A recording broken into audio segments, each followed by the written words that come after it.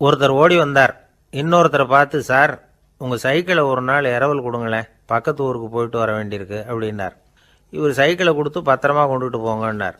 Sir இதை பத்திரமா கொண்டு போகிறேன், கவலையே வேணாம், ஏன்னா இது உங்களோட சைக்கிள் அப்படின்னு நான் நினைக்கல, என்னோட சைக்கிளாக நினைக்கிறேன் அப்படின்னார்.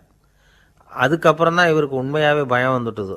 ஏன்னா அவர் சொன்னது மாதிரி அதை தன்னோட சைக்கிளாகவே நினச்சி தள்ளிட்டு போட்டால் என்ன பண்ணுறது? எது எதை நம்முடையதா நினைக்கணுங்கிறதுக்கு ஒரு வரையறை இருக்குது. சில பேர் ஆஃபீஸையே வீடாக நினச்சி விடுறது உண்டு. அப்படிப்பட்டவங்க கூட வீட்டை ஆஃபீஸாக நினைக்கிறதில்ல. ஏன்னா வீட்டில் இவர் ஆஃபீஸராக நடந்துக்க முடியறதில்ல.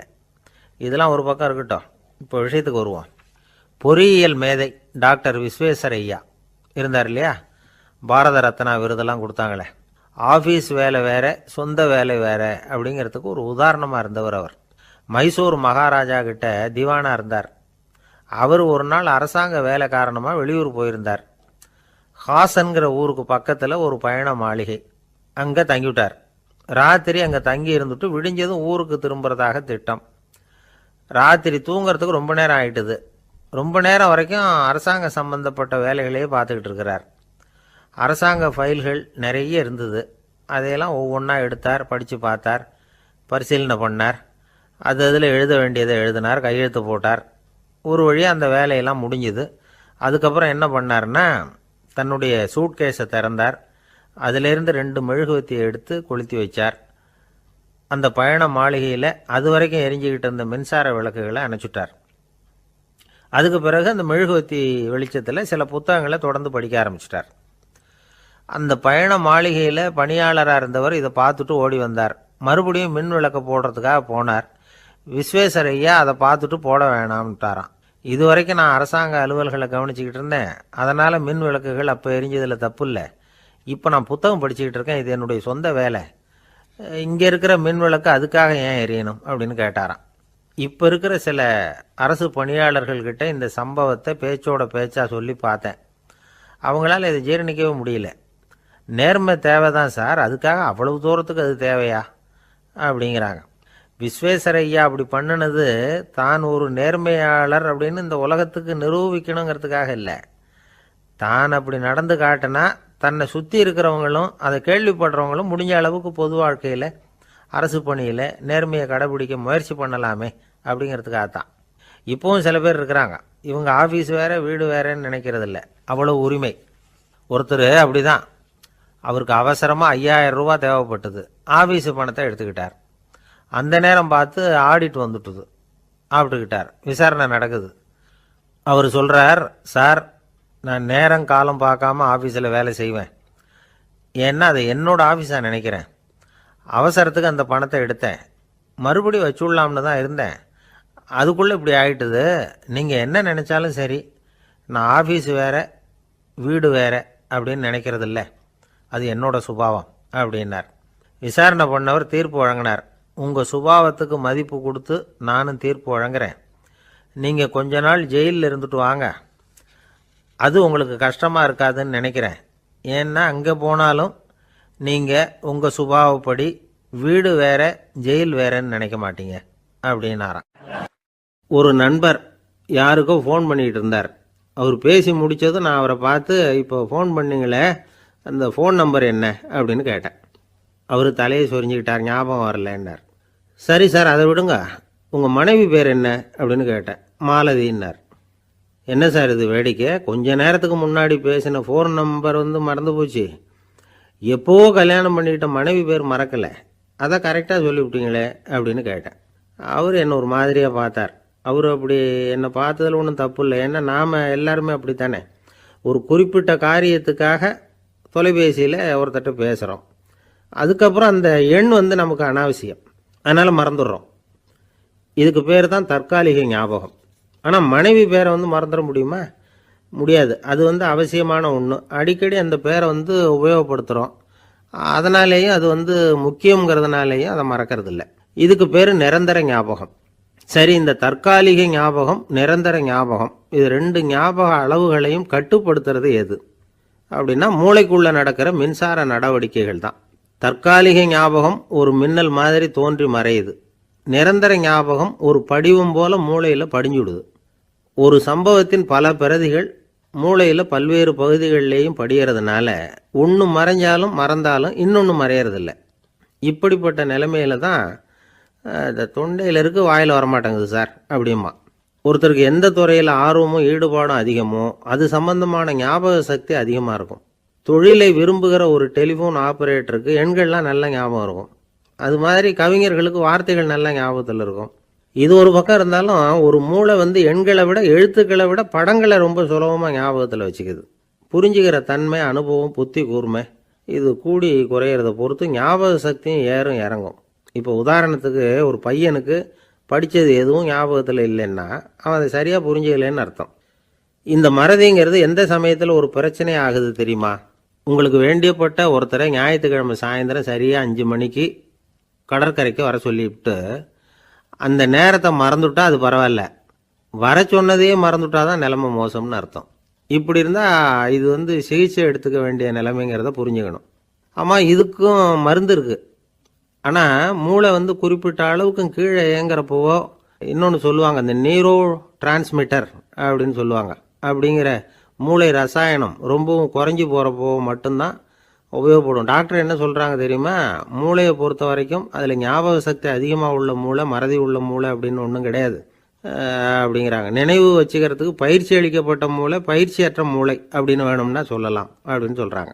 அதனால் நம்ம ஞாபக சக்திங்கிறது நம்மக்கிட்ட இருக்கிற பயிற்சி, முயற்சி இதை பொறுத்து தான் அமையும். ஒருத்தர் ஒரு பென்சிலை எங்கேயோ வச்சுக்கிட்டு தேடிக்கிட்டு இருந்தார். அப்புறம் என்னமோ தீவிரமாக யோசனை பண்ணி அதை ஞாபகப்படுத்தி பார்த்துக்கிட்டு இருந்தாராம். எதிரில் உட்காந்துருந்தவர் சொன்னார், பென்சிலை தானே தேடிக்கிட்டு இருக்கீங்க, அது உங்கள் வலது காதில் இருக்குது சார் அப்படின்னாராம் அவர். இதுக்கு அவர் சொல்லியிருக்காரு, பென்சிலை வலது காதில் தான் வச்சுருக்கேங்கிறது எனக்கு நல்லா ஞாபகம் இருக்குது, ஆனால் எது வலது காதுங்கிறது தான் மறந்து போச்சு அப்படின்னாராம். அவர் அதை தான் யோசிச்சுட்டு இருந்திருக்கிறார். எனக்கு ஒரு உதவி செய்யணும் அப்படின்னு நம்மளை பார்த்து ஒருத்தர் கேட்குறாருன்னு வச்சுங்களேன், உடனே நாம் அவரை பார்த்து என்ன உதவின்னு கேட்போம். இதுதான் சராசரி மனிதர்களின் இயல்பு. ஆனால் ஒருத்தர் எனக்கு ஒரு உதவி செய்யணும் அப்படின்னு கேட்ட உடனே என்ன உதவின்னு கூட கேட்காம சரி செய்கிறேன் அப்படின்னு ஒத்துக்கிறது இருக்கு பாருங்க, அது கொஞ்சம் அபூர்வம். அந்த காலத்தில் ஒருத்தர் இருந்தார். அவர் எப்படி தெரியுமா? உதவி கேட்குறவங்க நல்லவங்களா கெட்டவங்களா அப்படின்னு கூட பார்க்கல, தனக்கு நன்மையா தீமையா அப்படின்னு கூட பார்க்கல, உதவி செய்கிறேன்னு புறப்பட்டு விட்டார். அவர் யார் தெரியுமா? அவர் தான் நல சக்கரவர்த்தி. அவர் மாதிரி நாமும் உதவி கேட்குறவங்களுக்கு உடனே உதவி செய்கிறதுக்கு தயாராக இருக்கணும் அப்படின்னு சொன்னார் ஒரு ஆன்மீக பேச்சாளர். நல சரித்திரத்தை அவர் சொல்லிக்கிட்டு இருந்தார். இந்திரன், அக்னி, வருணன், யமன் இவங்க 4 பேரும் நலனை பார்த்து எங்களுக்கு நீ உதவி செய்யணும், எங்களுக்காக நீ தூது போகணும் அப்படின்னு கேட்குறாங்க. யாருக்கிட்ட தூது போகணும், என்ன காரியத்துக்காக போகணும் அப்படின்னு கேட்கணும்ல. நலன் அப்படி கேட்கவே இல்லை, உடனே சரின்னு ஒத்துக்கிறான். அதுக்கப்புறம் அவங்க விவரம் சொல்கிறாங்க, என்ன உதவி, யாருக்கிட்ட தூது போகணும் அப்படிங்கிற விவரத்தை சொல்கிறாங்க. நலனுக்கும் அப்புறம்தான் புரியுது, எந்த தமயந்தியை இவன் காதலிச்சானோ, எந்த தமயந்தின் சுயம்பரத்துக்காக இவன் போய்கிட்டு இருக்கிறானோ அந்த தமயந்தியை பார்த்து தங்களுக்காக அவகிட்ட வாதாடணும், பேசணும், தங்களில் ஒருத்தரை கல்யாணம் பண்ணிக்கும்படியாக கேட்கணும் அப்படின்னு அவங்க 4 பேரும் நலன்கிட்ட கேட்குறாங்க. இதை கேட்டதும் நலன் கொஞ்சம் கூட முகம் சுளிக்கலை, பதட்டப்படலை. நேராக தமயந்தி கிட்ட போகிறான். இந்திரன், அக்னி, வருணன், யமன் இவங்களோட சிறப்புகளை எடுத்து சொல்கிறான். இவங்களில் ஒருத்தரை கல்யாணம் பண்ணிக்கலாம் அப்படின்னு சொல்லி கேட்டுக்கிறான். ஆனால் இதுக்கு தமயந்தி சம்மதிக்கலை. சுயம்பரம் நடக்குது, அவள் நலனை தேர்ந்தெடுக்கிறா. அந்த 4 பேரும் நலனுக்கு நிறைய வரங்கள்லாம் கொடுக்குறாங்க. அதுக்கப்புறம் இப்படி போகுது கதை. இதில் நாம் கவனிக்க வேண்டியது என்னென்னா, உதவின்னு கேட்ட உடனே என்ன உதவின்னு கேட்காம சரி செய்கிறேன்னு சொன்னான் பாருங்க, அதை கொஞ்சம் சிந்திக்கணும். செய்கிறேன்னு ஒத்துக்கிட்டதுக்கு அப்புறம் அது என்ன உதவின்னு தெரிஞ்சும் முகம் சுளிக்காமல் அதை செஞ்சான் பாருங்க, அதையும் கொஞ்சம் சிந்திக்கணும். நம்மளும் ஒருத்தன் ஒரு நண்பனை தேடி போனான், எனக்கு ஒரு உதவின்னா சரி சொல்லுன்னா, இப்போ உங்ககிட்ட 2 கார் இருந்தால் என்ன பண்ணுவேன்னா, உடனே அதில் ஒன்று உங்ககிட்ட கொடுத்துருவேன்னா, அவன் உங்ககிட்ட 2 பங்களா இருந்தால் என்ன பண்ணுவேன்னா, அதில் ஒன்று உங்ககிட்ட கொடுத்துருவேன்னா, உங்ககிட்ட 2 பேனா இருந்தால் என்ன பண்ணுவேன்னா, அதில் ஒரு பேனாவை உங்ககிட்ட கொடுக்க மாட்டேன்னா அவன். ஏன்டா அப்படி சொல்கிறேன்னா, ஏன்னா இப்போ நிஜமாகவே என்கிட்ட 2 பேனா இருக்குது, அதனால் அப்படி சொல்கிறேன் அப்படின்னு நானா அவன். தானத்தில் சிறந்தது எது அப்படின்னு ஒரு கேள்வியை கேட்டு தானத்தில் சிறந்தது நிதானம் அப்படின்னு அதுக்கு ஒரு பதிலும் சொல்கிறவங்க உண்டு. நிதானம் ரொம்ப அவசியம். அதுவும் இன்றைய உலகத்துக்கு ரொம்ப அவசியம். இன்றைக்கி உலகம் ரொம்ப பரபரப்பாக போய்கிட்டு இருக்குது. பொறுமையாக இருக்கணும்னு நினைக்கிறவங்களால கூட அப்படி இருக்க முடியறதில்ல. பொறுமையை சோதிக்கிறது மாதிரி பல சம்பவங்கள், அதையெல்லாம் சந்திச்சே தீர வேண்டியிருக்குது. எங்கே போனாலும் க்யூவில் நிற்க வேண்டியிருக்குது. எங்கே போனாலும் காத்துக்கிட்டு இருக்க வேண்டியிருக்கு. ஆஃபீஸ்லேயோ வீட்லேயோ கூட நீங்கள் நிதானமாக பொறுமையாக நடந்துக்க தெரியலன்னா உங்களுக்கு சிடுமூஞ்சி, முசுடு இப்படிலாம் பேர் வச்சுருவாங்க. அது உங்களுக்கு தேவையா? சரி, வாழ்க்கையில் பொறுமைசாலின்னு பேர் வாங்கிறதுக்கு என்ன வழி? முதல் பாயிண்ட், நீங்கள் நினைக்கிறது, எதிர்பார்க்கறது, செய்கிறது எல்லாமே 100% கரெக்டாக நடக்கணும்னு ஆசைப்படக்கூடாது. எதுவாக இருந்தாலும் அதில் ஓரளவுக்கு தவறு நடக்கலாம் அப்படிங்கிறத எதிர்பார்த்தே இருக்கணும். ஓரளவுக்கு அதை அனுமதிக்கணும். ஒரு நண்பரை 6 மணிக்கு ஒரு இடத்துக்கு வர சொல்லியிருக்கிறீங்க. 6 மணிக்கு அவர் வரலை. உடனே பொறுமை இழந்து நடந்துக்கக்கூடாது. ஒரு 10 நிமிஷம் டிலே ஆகலாம். ஒரு வர்ற வழியில் பஸ்ஸு கூட ஏதாவது டிராஃபிக்கில் மாட்டியிருக்கலாம். அதெல்லாம் எதிர்பார்த்தே கொஞ்சம் காத்திருக்கிறதுல ஒன்றும் தப்பு இல்லை. சில சமயம் டிலே ஆகிறது கூட நல்லதாக முடியும். ஒரு பஸ்ஸை தவற விட்டுட்டு ஐயோ கொஞ்சம் ஒரு 2 நிமிஷம் முன்னாடி வந்திருந்தா பிடிச்சிருக்கலாமே அப்படின்னு தவிச்சிக்கிட்டு இருப்பாங்க சில பேர். அடுத்தபடியாக வர்ற பஸ்ஸு நேரடியாக நீங்கள் போக வேண்டிய இடத்துக்கே கொண்டு போய் விடுற பஸ்ஸாக கூட இருக்கலாம். அது உங்களுக்கு முன்னாடி தெரியாதுல்ல. சில நெருக்கடியான சூழ்நிலைகளை தமாஷா எடுத்துக்கிறதுக்கு பழகிக்கணும். சில இடங்களுக்கு போகிறப்ப காத்திருக்கிறதுக்கு நம்ம மனசை தயார்படுத்திக்கிட்டே போகணும். ஒரு ரயிலுக்கோ பஸ்ஸுக்கோ அல்லது விமானத்துக்கோ கப்பல் பிரயாணத்துக்கோ போகிறப்போ அங்கே போய் நீங்கள் மணிக்கணக்கில் கூட காத்துக்கிட்டு தான் இருக்கணும். புறப்படுற நேரம் கூட மாறலாம். நீங்கள் போய் சேர்ந்ததும் அது உடனே புறப்படணும்னு கட்டாயமாக என்ன? அது மாதிரி சமயத்தில் படிக்கிறதுக்குன்னு சில சுவாரஸ்யமான புத்தகங்களையும் கையில் எடுத்துக்கலாம். உங்களை சுற்றி எவ்வளவோ சுவாரஸ்யமான சம்பவங்கள் நடந்துக்கிட்டு இருக்குதுல்ல, அதையெல்லாம் வேடிக்கை பாருங்கள். எதுக்காக காத்துக்கிட்டு இருக்கிறோமோ அந்த காரியத்தில் உண்மையாகவே நமக்கு ஒரு அக்கறை இருந்தால் நமக்கு போர் அடிக்காது. சில கோயில்களில் பார்த்துருப்பீங்க, தரிசனத்துக்காக பக்தர்கள் நாள் கணக்கில் காத்துக்கிட்டு இருப்பாங்க. அவங்களெலாம் அழுத்துக்கிறது இல்லை. ஆண்டவனை தரிசிக்கணுங்கிற உண்மையான அக்கறை இருக்கிறதுனால அவங்களுக்கு போர் அடிக்கிறது இல்லை. ஆனால் சில சினிமா தியேட்டரில் கூட பார்க்கலாமே, சினிமா கியூ கூட அப்படி தான். சாயந்தரம் 6 மணி ஆட்டத்துக்கு காலம்பரம் 6 மணிக்கே போய் கூட காத்துக்கிட்டு இருப்பாங்க. அவங்களுக்கெல்லாம் போர் அடிக்காது, படம் பார்க்குற ஆர்வம். இன்னொரு முக்கியமான விஷயத்தை நாம் பழக்கப்படுத்திக்கணும். லிவ் ஃபார் தி மூமெண்ட் அப்படிங்கிறாங்க நிபுணர்கள். ரொம்ப பேர் எப்படின்னா அடுத்தபடியாக நடக்க போகிற விஷயத்திலேயே கவனமாக இருப்பாங்க. அந்த நினைப்புலேயே இந்த நிமிஷத்தை பொறுமை இல்லாமல் கழிப்பாங்க. ஒருத்தர் இருக்கார், அவர் எப்படின்னா ஆஃபீஸ் முடியறதுக்குள்ளேயே சார் 5 மணிக்கெல்லாம் ரெடியாக இருங்க, நாம் அந்த ஹோட்டலில் போய் டிஃபன் சாப்பிட்ணும் அப்படின்னு 4 மணிலேருந்து சொல்லிகிட்டு இருப்பார். 4:55 பரபரப்பாக ஓடி வருவார். 2 பேரும் புறப்படுவோம், ஹோட்டலுக்கு போவோம், சாப்பிட்டுக்கிட்டு இருப்போம். அப்படி சாப்பிட்டுட்டு இருக்கிறப்ப சார் சாப்பிட்டு முடித்ததும் நேராக ஒரு ஜவுளி கடைக்கு போகிறோம் அப்படிம்பார். பரபரக்க சாப்பிட்டு முடிப்பார், புறப்படுவார். ஜவுளி கடையில் அவசரமாக சீக்கிரம் பில் போடுங்க சார், சினிமாவுக்கு நேரம் ஆகிடும்பார். சினிமா தியேட்டரில் உட்காந்து அடுத்தபடியாக எங்கே டின்னர் சாப்பிட்றதுன்னு யோசனை பண்ணிகிட்டு இருப்பார். ராத்திரி படுக்கையில் விழுந்ததுக்கு அப்புறமும் நாளைக்கு காலையில் எழுந்திரிச்சதும் அதை பண்ணணும் இதை பண்ணணும்னு திட்டம் போட்டுக்கிட்டே இருப்பார். அதாவது எப்போவும் அடுத்த நிமிஷம், அடுத்த நாள், அடுத்த வாரம், அடுத்த வருஷம், இதுதான் அவங்க சிந்தனை. இந்த நிமிஷம் என்ஜாய்மெண்ட்டை அவங்க இழந்துடுறாங்களாம். அதனால தான் வாழ்நாள் பூரா பொறுமையின்மை, அவஸ்தை, அல்லல். அதனால் நாம் எல்லாரும் வாழ்க்கையில் நிதானமாக இருக்கிறதுக்கு கற்றுக்கணுமா. அதுக்காக இந்த நிதானத்துக்கு வேறு விதமான அர்த்தம் பண்ணிக்கக்கூடாது. ஒருத்தர் அப்படித்தான் ஒரு தடவை அவருடைய குதிரை காணாமல் போயிட்டு தான். அதுக்காக அவர் கவலைப்படலை, நிம்மதியாக இருந்தார், சந்தோஷமாக இருந்தார். என்ன சார் இது, உங்கள் குதிரை திருட்டு போயிட்டுதுங்கிறீங்க, நீங்கள் கவலைப்படாமல் இருக்கிறீங்களே அப்படின்னு கேட்டாங்களாம். அதுக்கு அவர் சொல்லியிருக்கார், நல்ல வேலை சார், கட்டியிருந்த குதிரை காணாமல் போயிருக்குது. நான் அது மேலே உட்காந்துருக்கிற சமயம் அது காணாமல் போயிருந்ததுன்னா, திருட்டு போயிருந்ததுன்னா நானும் சேர்ந்தில் காணாமல் போயிருப்பேன் அப்படின்னாராம். எவ்வளவு நிதானமான ஆள் பாருங்கள். காலை நேரம், கடற்கரை ஓரம், காலை வீசிக்கிட்டு கையை வீசிக்கிட்டு ஏதோ சண்டைக்கு போகிற சிப்பாய் மாதிரி எல்லாரும் நடந்து போயிட்டுருக்கிறாங்க. நடைப்பயிற்சி. அதில் நமக்கு தெரிஞ்ச ஒருத்தர் எதிரில் வந்தார் ரொம்ப வேகமாக. என்ன சார் வாக்கிங்க அப்படின்னு கேட்டோம். அவரால் ஆமாம்னு பதில் சொல்ல முடியல, அவ்வளவு கஷ்டம். மூச்சு விடுறதுக்கே வாயை திறந்து மூடிட்டு இருக்கிறார். எங்கே பேசுறது? கொஞ்சம் நின்று நிதானித்து மூச்சு விட்டுட்டு அதுக்கப்புறம் சொன்னார் ஆமாம் அப்படின்னு. என்ன சார் இவ்வளவு வேகம்னு? உங்கள் பேச்சை கேட்டுவிட்டு தான் சார் நடக்க ஆரம்பித்தோம். நீங்கள் தான் அடிக்கடி சொல்லிகிட்டு இருந்தீங்க நடக்கிறது நல்லதுன்னு. அன்னையிலேருந்து ஆரம்பிச்சுட்டேன். ஆனாலும் ரொம்ப கஷ்டமாக இருக்குது சார். இப்போ பாருங்கள், உங்கள்கிட்ட சுலபமாக பேசக்கூட முடியல, மூச்சு வாங்குது, உடம்பு கூட வலிக்கிறது மாதிரி இருக்குது அப்படின்னு அவர் பாட்டுக்கு பேச ஆரம்பிச்சிட்டார். உங்களை யார் சார் இவ்வளவு வேகமாக நடக்க சொன்னது? வேகத்தை குறைங்க, மெதுவாக நடங்க அப்படின்னோம். நீங்கள் நடக்கிறதுனால என்னென்ன சௌகரியம்னு அன்னைக்கு சொன்னீங்களே தவிர சௌகரியமாக நடக்கிறது எப்படின்னு சொல்லலையே அப்படின்னார் அவர். இன்னமும் லேசாக மூச்சு வாங்கிக்கிட்டே சொன்னால் கூட இவர் சொல்கிறதுலேயும் ஒரு நியாயம் இருக்குது. அதனால் இந்த நடைப்பயிற்சி பண்ணுறவங்க கவனிக்க வேண்டிய சில முக்கியமான குறிப்புகள் இருக்குது. அது என்னென்னங்கிறத அவங்க தெரிஞ்சுக்கணும். அது தெரிஞ்சு வச்சுக்கிறது நல்லது. இதெல்லாம் மருத்துவ நிபுணர்கள் சொல்கிற குறிப்புகள். அவங்க என்ன சொல்கிறாங்க தெரியுமா? உங்கள் வயசு 40க்கு மேலேயா? உங்கள் எடை இருக்க வேண்டியதை விட 10 கிலோ அதிகமாக இருக்குதா? நீங்கள் புகை பிடிக்கிறவரா?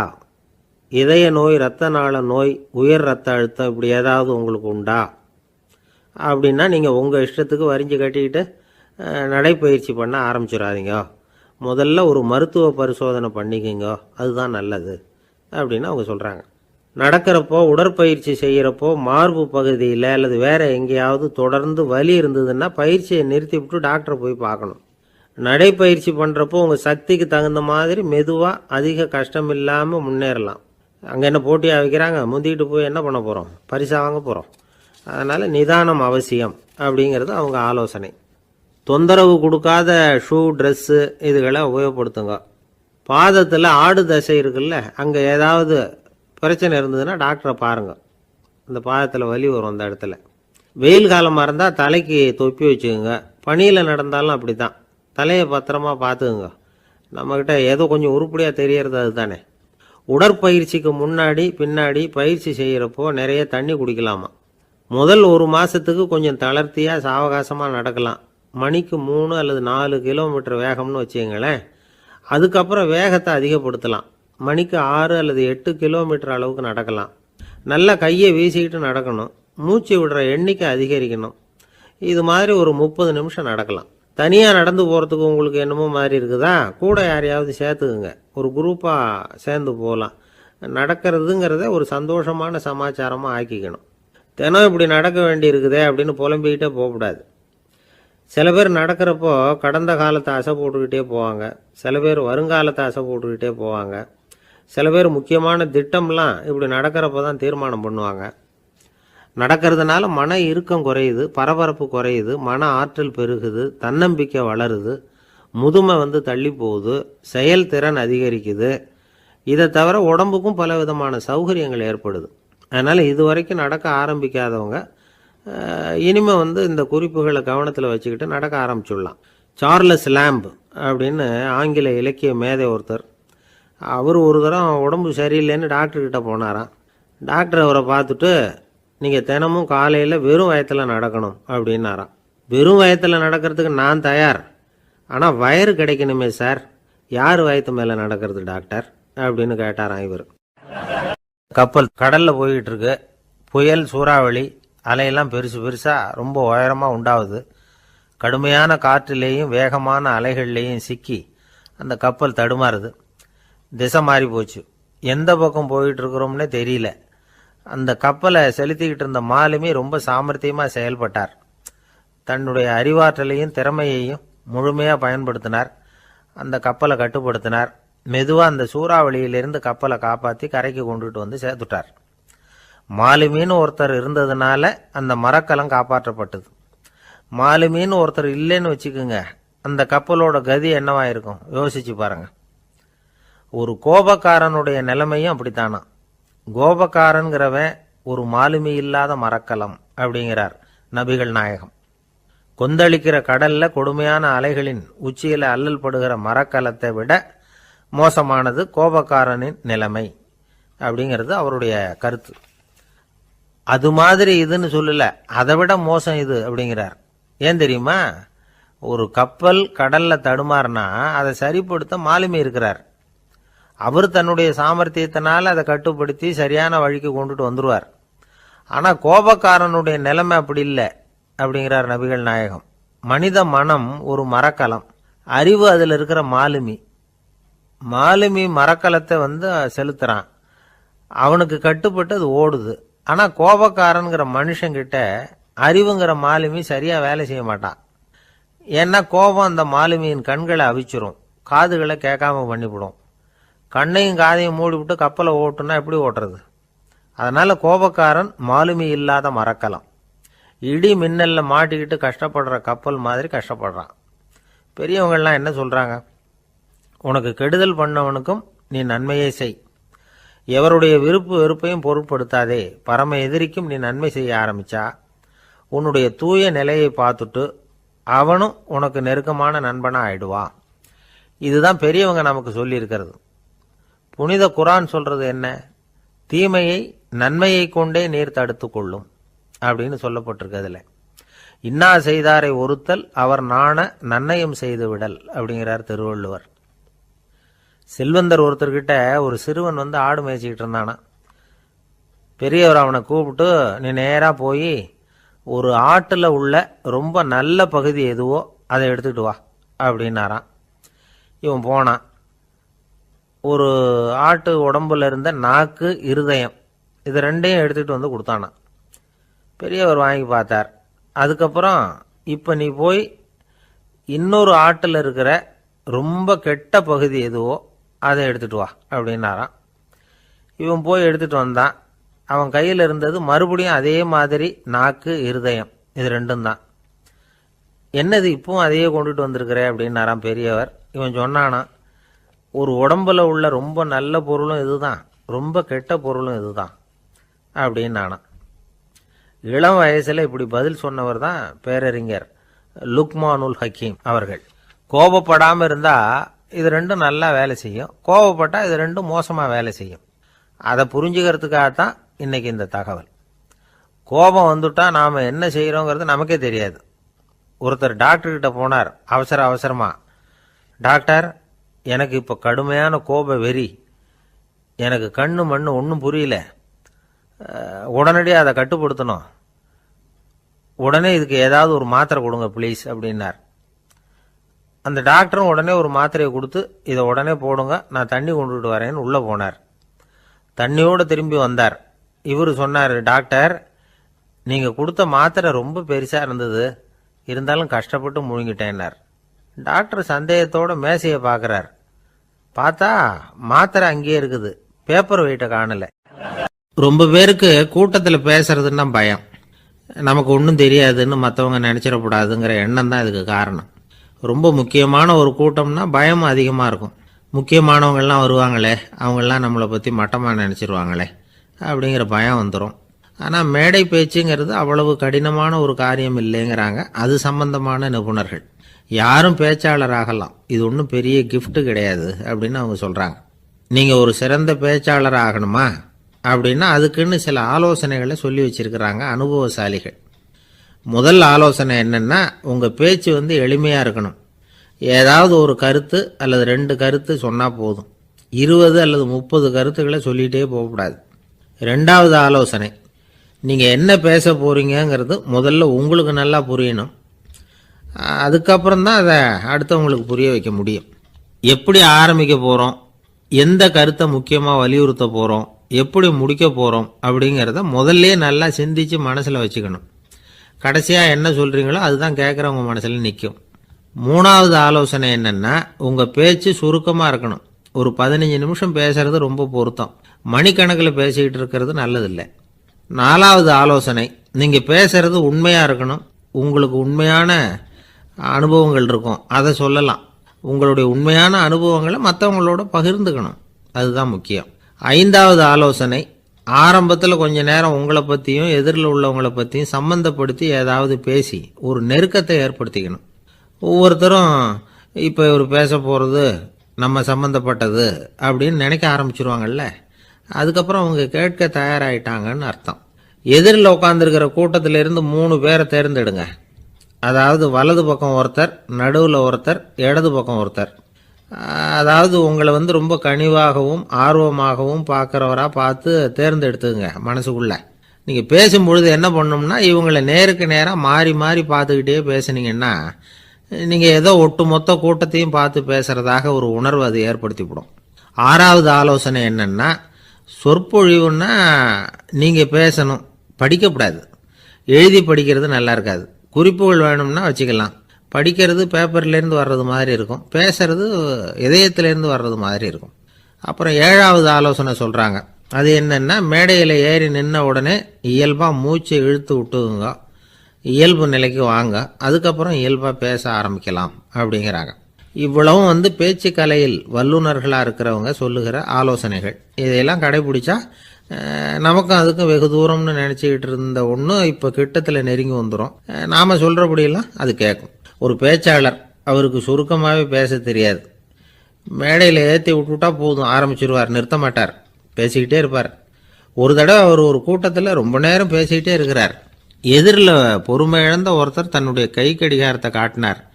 அதை கவனித்த பேச்சாளர், மன்னிக்கணும், கை கடிகாரம் நான் கொண்டுகிட்டு வர மறந்துட்டேன், அதுதான் நேரம் போனதே தெரியல அப்படின்னு சொல்லியிருக்கிறார். இதுக்கு அவர் சொன்னாராம் கோபமா, ஏய்யா கடிகாரத்தை தான் பார்க்க முடியல, மறந்துட்டேன், பக்கத்தில் மாட்டிருக்கிற கேலண்டரையாவது பார்க்கக்கூடாதா அப்படின்னாராம். திபேத் நாட்டில் புத்த மடாலயங்கள் நிறைய உண்டு. அதுக்கு ஒரு தலைமையகமும் உண்டு. அது இந்த திபேத் தலைநகரம் லாசாவில் இருக்குது. ரொம்ப காலத்துக்கு அப்பால்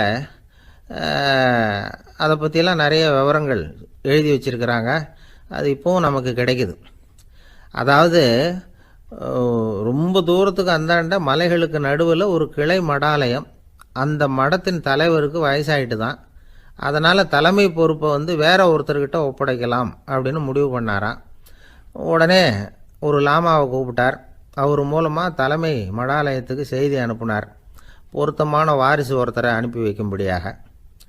அந்த வாலிப லாமா புறப்பட்டார். காடு மேடெல்லாம் நடந்து போகிறார். ரொம்ப நாள் கழித்து தலைமை பீடத்தை அடைஞ்சார். தலைமை குருக்கிட்ட விவரத்தை சொன்னார். தகுதியான ஒருத்தரை அனுப்பி வச்சா அழைச்சிட்டு போகிறேன் அப்படின்னார். சரி, நாளைக்கு காலையில் நீங்கள் அவங்க எல்லாரையும் அழைச்சிட்டு போகலாம்னார் அவர். அவங்க எல்லாரையுமா? அங்கே தேவைப்படுறது ஒருத்தர் தானே அப்படின்னார் இவர். ஆமான்னார். அப்புறம் ஏன் எல்லாரையும் அழைச்சிட்டு போக சொல்கிறீங்கன்னார். அது இப்போ உனக்கு புரியாது. நான் ஒரு 100 பிக்குகளை அனுப்புகிறேன், அதாவது பிட்சுகளை. அவ்வளவு பேரையும் அங்கே வச்சு சமாளிக்க முடியாது அப்படின்னார் இவர். இருந்தாலும் இப்போ அந்த தலைமை குரு என்ன சொன்னார்னா, அதை பற்றி கவலைப்படாத, நான் 100 பேரை அனுப்புகிறேன், அதில் 99 பேர் வழியிலேயே காணாமல் போடுவாங்க, ஒருத்தன் மட்டும்தான் வருவான், அவனும் அங்கே சேர்ந்துட்டான்னா நீ ரொம்ப கொடுத்து வச்சவன் அப்படின்னார். இவருக்கு ஒன்றும் புரியல. இருந்தாலும் மறுநாள் அந்த வாலிப லாமா 100 பேரை அழைச்சிக்கிட்டு புறப்பட்டார். போகிற வழியிலேயே பல பேர் அங்கங்கே பிச்சுக்கிட்டு போயிட்டாங்க. அவர் சொன்னது மாதிரியே வழியில் அவங்க ஊர்கள் இருந்தது தான் காரணம். அப்பா அம்மாவை பார்த்துட்டு வரேன் அப்படின்னு கொஞ்சம் பேர் போனாங்க. சொந்த பந்தத்தை பார்த்துட்டு வரேன் அப்படின்னு கொஞ்சம் பேர். ஒரு வாரம் ஆச்சு. இப்போ மிஞ்சினது 10 பேர் தான். வழியில் ஒரு நகரம். அங்கே சில பிட்சுக்கள் சந்தித்தாங்க. எங்கள் மடத்து தலைவர் இறந்துட்டார், உங்களில் யாராவது ஒருத்தர் எங்களுக்கு தலைவராக முடியுமா அப்படின்னு கேட்டாங்க. 10 பேரும் தயார். அதில் ஒருத்தரை அழைச்சிக்கிட்டு அவங்க போயிட்டாங்க. இன்னொரு ஊரில் சில பேர் வந்தாங்க, வழி மறிச்சாங்க. நில்லுங்க, எங்கள் மன்னர் மகளுக்கு திருமணம், அதை நடத்தி வைக்க 3 லாமாக்கள் தேவை அப்படின்னாங்க. இப்படி கொஞ்சம் கொஞ்சமாக எல்லாரும் காலி. கடைசியில் 2 பேரும் மிஞ்சினாங்க. அங்கே ஒரு இளம்பெண் எதிரில் வந்தா. எங்கள் அப்பா வேட்டைக்கு போயிருக்கிறாரு, இன்னும் திரும்பி வரல, வீட்டில் வேறு யாரும் இல்லை, தனியாக இருக்க பயமாக இருக்குது, யாராவது ஒருத்தர் எனக்கு துணையாக இருக்கணும் அப்படின்னு கேட்டுக்கிட்டா. எங்கள் 2 பேரில் நீயே ஒருத்தரை தேர்ந்தெடுத்துக்கோ, இல்லைன்னா எங்களுக்குள்ளே சண்டை வந்துடும் அப்படின்னாங்க. இப்போ மிஞ்சினவர் ஒருத்தர். அவருக்கும் ஒரு சோதனை வந்தது. ஒரு தர்க்கவாதி எதிரில் வந்தான். உன்னோட வாதம் பண்ணணும்னா. இவனோட வாதம் பண்ணுறேன், அது முடிய ரொம்ப காலம் ஆகலாம், தர்க்கத்தில் நான் ஜெயிச்சா அங்கே வரேன், இல்லைன்னா இவருடைய சீடனை ஆயிடுவேன் அப்படின்னார் அவர். கடைசியாக அழைக்க வந்த வாலிபலாமா மட்டும் வெறுங்கையோடு திரும்பி போனார். அங்கே இருந்த வயசான மடாதிபதி கேட்டார், எத்தனை பேர் அங்கேருந்து புறப்பட்டீங்கன்னார். என்னையும் சேர்த்து 101ன்னார் அவர். நல்லது, நீயாவது திரும்பி வந்தியே, அதுதான் எனக்கு போதும், ஏன்னா நீ தான் எனக்கு உண்மையான வாரிசு. அந்த 100 பேரில் யாரும் வரமாட்டாங்க, அப்படின்னார் அவர். ஏன்னா அவருக்கு தெரியும் இவர் ஒருத்தர் தான் திரும்பி வருவாருங்கிறது. திபேத்தில் ஒரு பழங்கால பழமொழி உண்டாம், 100 பேர் செல்லலாம், எப்பொழுதாவது ஒருவன் அபூர்வமாக அடைய வேண்டிய இடத்தை அடைவான். இதுதான் அந்த பழமொழி. ஒரு உன்னதமான இலக்கை அடையணும்னா அது அவ்வளவு சுலபமான காரியம் இல்லை. இந்த காலத்து மடாலயம் ஒன்று, அதில் ஒரு தலைவர், அவருக்கு வயசாகிட்டுது, தனக்கு ஒரு வாரிசை நியமிக்கணும் அப்படின்னு ஆசைப்பட்டார். ரொம்ப கஷ்டப்பட்டு ஒருத்தரை பிடிச்சார், தனக்கு வாரிசாக நியமிச்சுட்டு அவர் சமாதி ஆகிட்டார். புதுசாக பொறுப்பேற்றுக்கிட்டவர் அப்படியே உட்காந்துருந்தார். அவரை தேடிட்டு பத்திரிகை நிருபர்கள்லாம் வந்தாங்க, கேட்டாங்க.